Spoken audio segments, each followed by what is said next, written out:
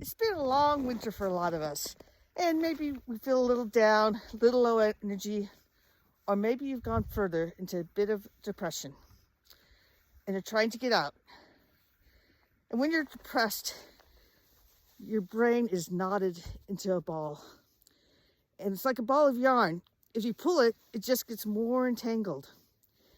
If you relax and start slowly untangling it from the sides, you could help your neural networks regenerate and your brain slowly starts to function again.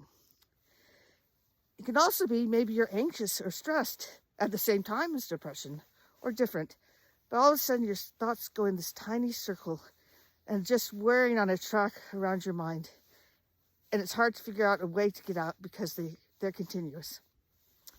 So I like to combine everything in healing. And it is the connections that make us important.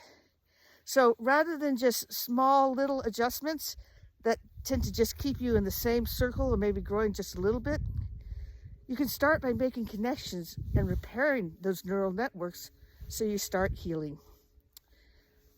For me, I am apple pie.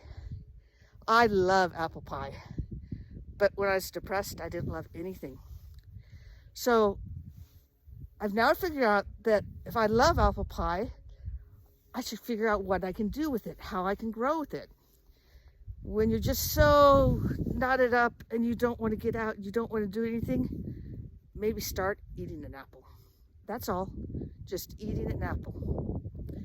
As you start to feel better, you could go to the store and get 3 apples and try them all and see which ones you like. When you're comfortable, let's invite a friend along. You can choose from the many spices and try them that might go into your apple pie. And so let's expand it just a little. Not too much, just a little, but in a different direction. Find your grandmother's recipe. So not only are you baking an apple pie you love, you can feel the warmth of your grandmother and the smell of baking in her house. So we can go on from there. We need to make the pie. There might be another friend or two that comes over to make the pie, bake the pie, and then invite enough friends over to eat the pie. Just suddenly, your brain is slowly starting to unravel, and those networks are slowly starting to join together like they're supposed to. The same thing works with that anxiety in that circle. As soon as you start having some other thoughts outside that circle, then you're caught up in a web rather than a circle, and it's a much safer place to be. The bigger the web you develop, the more protected you are.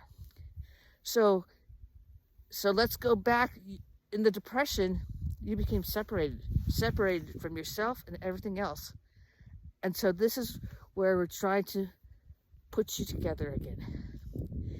And so let's expand it. Let's think about that apple. That apple came from a farmer who selected specific apples and has been growing them for generations. Maybe a visit to the farm. Let's expand it even more. Let's expand it to the universe. That apple is there because of the sunlight made that apple and all that wonderful sugar that's in it. So we can, as we connected to people, in the past few years, we've learned how to connect to so many different people. It may not be in a traditional way. It may be online. Any way that you've met new people. What if you ate apple pie with them? You could do it by a video chat. You could just do it by a text. And you might be able to connect a few people around the world that know each other because of your interactions. So you're expanding this around the world. And the more connections we have, the more healing is going on. So I propose that on Pie Day, we all eat pie together.